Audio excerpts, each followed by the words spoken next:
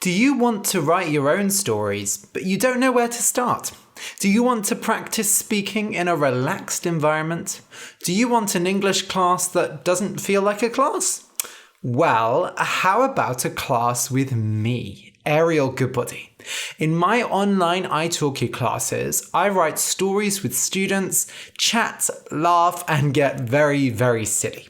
I have taught over 100 students online, and I would love for you to be one of them. Some of the stories on the show were even written with my students. Go to easystoriesinenglish.com/paper to listen to The Paper Man, a beautiful story I wrote with my student Lena. The classes are one-to-one and happen on Skype, Zoom, or italki Classroom, whichever you prefer. I will change how fast I speak and what words I use so that you can understand me easily, and I will make sure to challenge you with lots of new vocabulary. But most importantly, the classes are fun. I seriously believe that when we're laughing, we're learning. I also teach an IELTS writing class, Esperanto classes, and Spanish classes. You can find all the details about my classes at easystoriesinenglish.com/classes, CLASSES. Or you can just go to easystoriesinenglish.com and click classes at the top. So what are you waiting for? Go and book a class with me today. I can't wait to teach you. Okay, let's start the episode.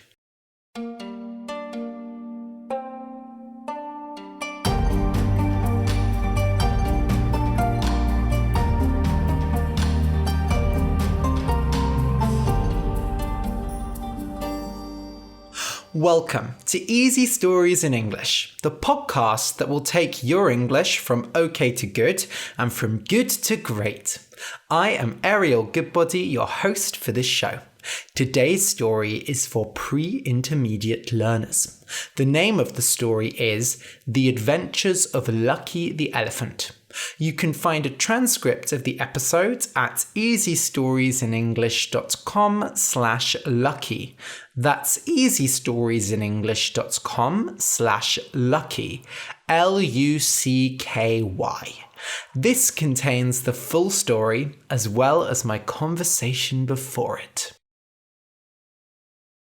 So today I am so excited, and let me tell you why.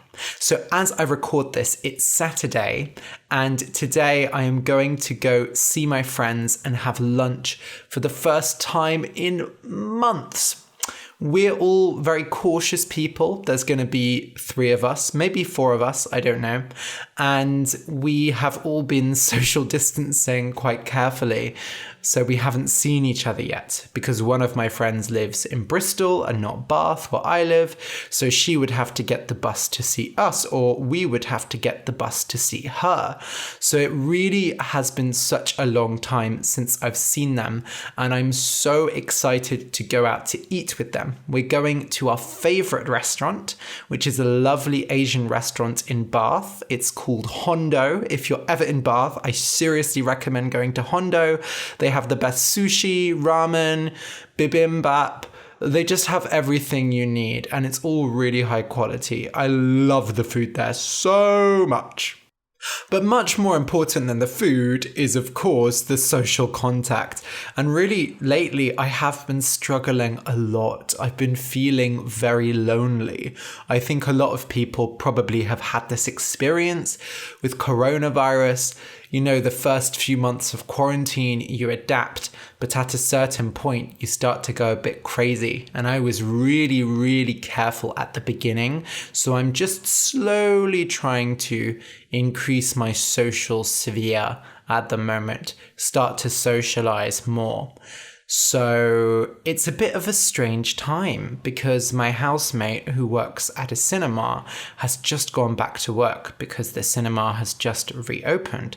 So it feels like Okay, a few months ago, we were saying, oh, well, normality is returning, normal life is coming back. But for me, it really didn't. I went much more slowly. I didn't go to a lot of shops. But now it really feels like normal life is returning, especially with September coming up, because September is the start of the academic year in the UK. So all the school kids will be going back to school, and theoretically, lots of students will be going to university. Although I think a lot of universities are not starting in person in September. They may be just starting virtually, online. To be honest, I don't really know. I was working at 2 schools, so a further education college for adults and a 6th form, so that's 16 to 18, before coronavirus. But since quarantine, I've moved all of my work online, and I've done 70% teaching online, 30% making some income off the podcast. And to be honest, I'm not going back. I'm not going back to the schools. One of them has asked if I want to teach. I don't think the other actually has, but I probably could get work there if I asked. But I just decided, you know what? I'm really enjoying the freedom of working at home. I'm enjoying working on the podcast. I'm enjoying online teaching. So for now, I'm staying online. Also, the idea of working in schools with social distancing, it just sounds really stressful. So yeah, that's kind of where my life is at the moment. Today's story was written and sent in by Lord Frog, which I think is a fantastic name, and his English teacher, Madelaine. So they are both from Poland, I believe, or at least Lord Frog is from Poland. So thank you again, Lord Frog, for sending in this story. I really enjoyed it. It's a really, really cute story. If you have written a story, or maybe you want to adapt a story from your culture, I would love for you to send it in so I can read it and put it on the podcast. So if you want to send in your own story, you can send it to ariel@easystoriesinenglish.com. I really look forward to reading it. Okay, I'll just explain some words that are in today's story. A herd, H-E-R-D, is a group of animals. A herd of sheep, a herd of pigs, a herd of cows, and so on. A rhinoceros, R-H-I-N-O-C-E-R-O-S, or rhino for short, is a very large, strong animal that lives in Africa and South Asia. Rhinoceroses have hard grey skin and 2 big horns on their head. They are very dangerous. Unfortunately, most rhinos have died out now. They are an endangered species. A savanna, S-A-V-A-N-N-A-H, is a type of land that you find in hot countries, many in Africa. Savannas are very big, flat areas of land with grass on them. They have very few trees. Animals such as zebras, elephants, rhinos, lions, and gazelles live on savannas. Bathe, B-A-T-H-E, means to have a bath, to wash yourself. Most people in the UK bathe or shower once a day. In hotter countries, people often bathe twice a day. When you smile bitterly, S-M-I-L-E, B-I-T-T-E-R-L-Y, you are smiling, but you are sad at the same time. For example, maybe you have to say something really sad to someone, but they make a joke. So you feel happy and sad at the same time, and you smile bitterly. Pat, P-A-T, means to touch something quickly and softly with the flat part of your hand. If you like your dog, you will pat him on the head. You might also pat a small child on the head. If someone did a really good job on something, or they're sad and you want to make them feel better, you can pat them on the back. If you want to tell someone they did something really well, you can say, "Give yourself a pat on the back." Elephants have long noses, and these are called trunks. Trunk. Elephants can move their trunks in every direction, and they use them to pick things up and pat each other. They can also blow their trunks, which makes a sound like a swamp, SWAMP, is a type of land that is very low down and has lots of water in it. There are lots of swamps in Florida, in America, and crocodiles live there. You have to wear boots when you walk through a swamp or your feet get very wet. Swamps can be very dangerous places. Separate, SEPARATE, means to move two things apart. For example, when you wash your clothes, you should separate the coloured clothes from the white clothes so that the colour doesn't go from the coloured clothes. When you are cooking vegetables and they are a bit old, you should separate the bad vegetables from the good ones before cooking them. Buzz, BUZZ, means to make a sound like bzzz. Bees, flies, and other insects make buzzing sounds. Some pieces of technology, like old televisions, also buzz. Nod, N-O-D, means to move your head up and down. In Western culture, nodding your head is a way of saying yes. You might also nod your head along to music, or nod in a conversation to show you're listening. If you enjoy the podcast and want more, you can support us on Patreon. For just $2 a month, you can get exercises with each episode, and for $5, you get 11s with Ariel, a daily conversational podcast for intermediate learners, as well as an extra story every month. You can support us at patreon.com/easystoriesinenglish. That's patreon.com/easystoriesinenglish. A big thank you to our new patron, Martine Harviger. Thank you so much, Martine. Your support really means a lot to us. Okay, so listen and enjoy.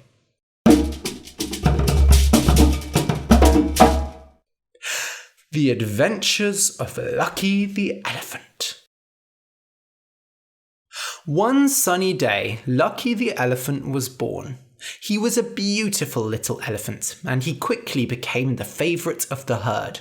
He was cute and funny, and he could even make the saddest elephant laugh. His mother, Madelaine, always gave him what he wanted, and his grandmother, Sophia, was the proud and strong leader of the elephants.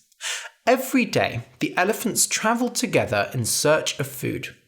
Although elephants are the largest land animals in the world, they never attack others.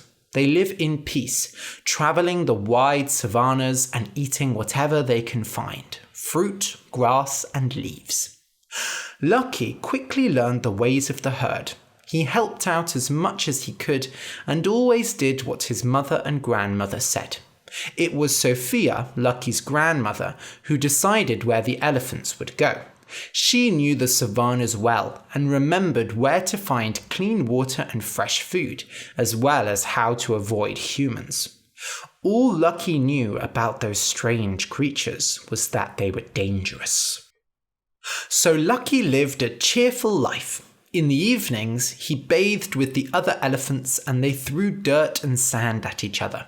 In this way, they protected themselves from insects, as well as having a lot of fun.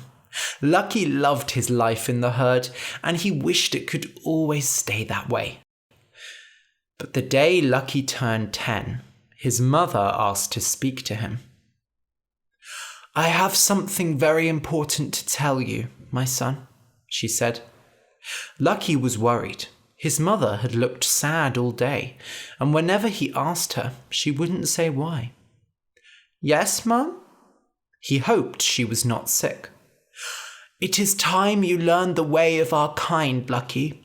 You are a big elephant now, and "It is time you left the herd." "Why?" said Lucky. He felt like for the first time in his life he would cry. "This is just our way. All the mothers and daughters stay in the herd, but you are a man. You must find your own way." Lucky had never realized it before, but it was true. He was the only boy in the herd. "But Mum, I don't want to leave," he cried. "What will happen to you? And what about Granny? I want to be here to look after you." His mother smiled bitterly. "Don't worry, my son. We can look after ourselves. But now we must say goodbye."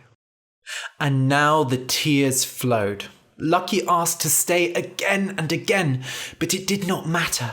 The old ways could not be changed. Lucky's friends were crying just like him.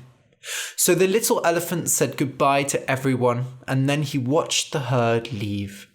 They passed into the distance, and as they got further away, his mother waved her trunk in the air to say goodbye. Lucky sat there for a long time, feeling more sad and alone than he ever had. But then he dried his eyes with his trunk. "I can't be sad forever," he said. "I need to find my own herd." For many days, Lucky walked alone in the savannah. He didn't meet a single friendly creature, and he soon felt depressed. But one day, he heard a loud cry from far away. "Help! Help!" Lucky came closer and saw a little rhino. The poor animal was stuck in a swamp, half of his body already covered up. He was too deep to get out on his own, and the swamp made horrible gurgle noises as he sank deeper. Lucky jumped into action. He ran to a nearby tree, pulled down some branches with his trunk, and threw them onto the swamp. "Don't move! I'm coming to help you!" he cried. Then he stepped carefully on the branches, wrapped his trunk around the rhino, and slowly, ever so slowly, pulled him out of the swamp. The elephant and the rhino fell onto the ground, safe but exhausted. "What's your name?" asked Lucky after he'd caught his breath. "I'm Charles," said the rhino. He was shaking with fear. "Were you separated from your herd?" asked the little elephant. He thought maybe rhinos had the same ways as the elephants. "No," said Charles, tears in his eyes. "I've been alone for a long time." Lucky sat up and patted him on the back with his trunk. "Well, don't worry. You're not alone anymore. We were meant to meet." So Lucky and Charles became good friends. Every day they travelled together, searching for food, and in the evening they chatted about their past. Charles' mother had died when she was young, and he never knew his father. Rhinoceroses didn't live in herds like elephants, so he had grown up completely alone. But he was kind and funny, and Lucky liked him very much. One afternoon, as they walked past a huge tree, Lucky heard a sad buzzing sound. Bzzz, bzzz. The little elephant looked up and saw a small black and yellow insect on a tree. She was trying to fly, but she couldn't get off the ground. "What's wrong?" asked Lucky. "Bzzz. I went onto this tree, and now for some reason I can't get away." The poor creature's voice shook with fear. Charles and Lucky took a closer look and saw that the insect had fallen into a spider's web. As much as she tried, she could not get away from the web. And then they saw the spider walking slowly towards the insect, ready to eat her. Lucky and Charles looked at her. "We have to help her," said Charles. Lucky nodded.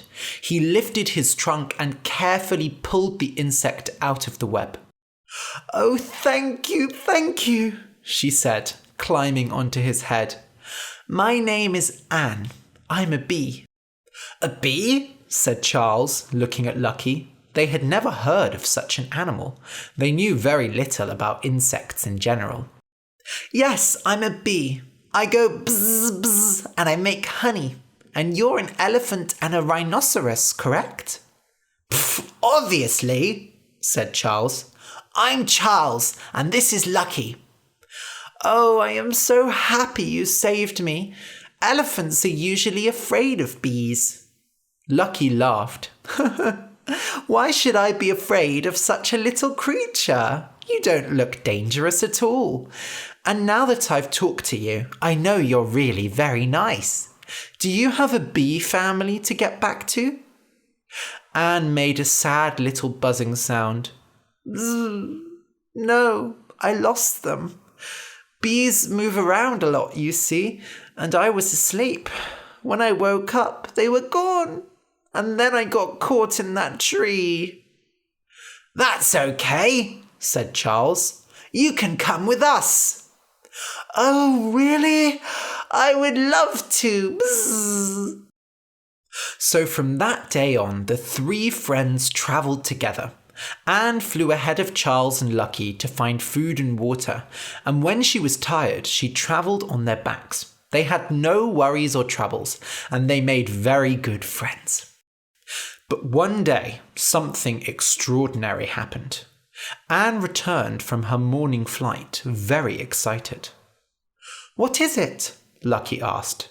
You're never this excited, said Charles. What happened? Shh! Listen! There are people nearby. They listened, and sure enough, they could hear the sound of people talking in the distance. People? Oh, this is bad, said Lucky. His mother had always told him to stay away from people. Yes, I've heard that they are very dangerous, said Charles. But that's not why I'm excited, said Anne. They have an elephant with them. The elephant and the rhino's eyes went wide. People and elephants together? That evening, when they could not be seen in the dark, Anne led them to the camp where the people were. The view was frightening. The people sat around a big fire and they had set up tents. In the middle of the camp was a huge cage and people stood outside it with long sticks. They looked very scary. What's inside that cage? Said Charles. It was hard to see in the dark. Lucky looked again and gasped. It's the elephant! They went back and discussed what they saw. We have to save the elephant, said Lucky. But there are only 3 of us, said Charles, looking at Anne, not sure whether to count her. And there are lots of them. I don't care, said Lucky. They might kill the elephant if we do nothing. Charles nodded. They're dangerous. I heard that hunters like to catch animals like us to show them to people. But why? Said Lucky. Can't they just go and find an elephant, a rhino, or a bee to look at? I have an idea, said Anne. She was very excited. It's a great idea. Just listen. So they made their plan, and in the morning light, everything was ready. Lucky started the attack. He blew his trunk and ran into the camp. All the humans shouted and ran away. He ran over tents and knocked over the fire. Then Charles charged in. He ran towards the cage, ready to break it. Some humans stayed to fight, using their sticks to attack Lucky and Charles, but this was a mistake. A loud, angry bzzz came from the distance, and Anne arrived with her friends, a group of dangerous African bees. The humans could not handle the horrible bees, who made them go red all over, and they quickly ran away. Some fell over and covered their heads with their hands. Finally, Charles and Lucky broke the cage. Quick, follow us, said Lucky. The 2 elephants, the rhino, and the bees ran away into the night. Is everyone okay? Said Lucky. All fine, said Anne. When they stopped and Lucky looked at the elephant, he gasped. Oh, it wasn't just any elephant. Mom! And there she was, his wonderful mother Madelaine. The hunters had caught her and were going to take her to the zoo. Now Madelaine stood looking at her son with tears in her eyes. The two elephants hugged each other and patted each other with their trunks. It's so good to see you again, Lucky, said his mother. Will you help me find the herd? I will, but... Lucky's heart sank. Then I'll have to leave again, won't I? Madelaine did not answer. 2 days later, the group of friends found the herd. Sophia had led them to a safe place away from the people. When they saw Madelaine was back, the elephants blew their trunks happily and sang songs. And when they saw Lucky was with her, they were even happier. Lucky introduced them to his brave friends, Charles the Rhino and Anne the Bee. It's been so nice to see you all again, said Lucky. But I suppose our little herd should leave. Wait, said Sophia. You have travelled alone, and you have become a man. Lucky, you and your friends can join our herd. Lucky was so happy he started crying. He was home again, and he was there with all his friends. Oh, I'm so glad to be back, he said, laughing.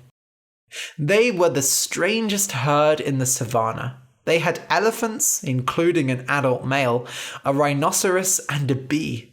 But they were happy, and the humans never bothered them again. The end.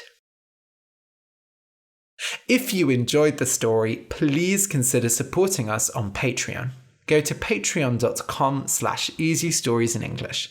That's patreon.com/Easy Stories in English. For just a few dollars a month, you can get extra episodes, conversational podcasts, exercises, and much more. Thank you for listening, and until next week.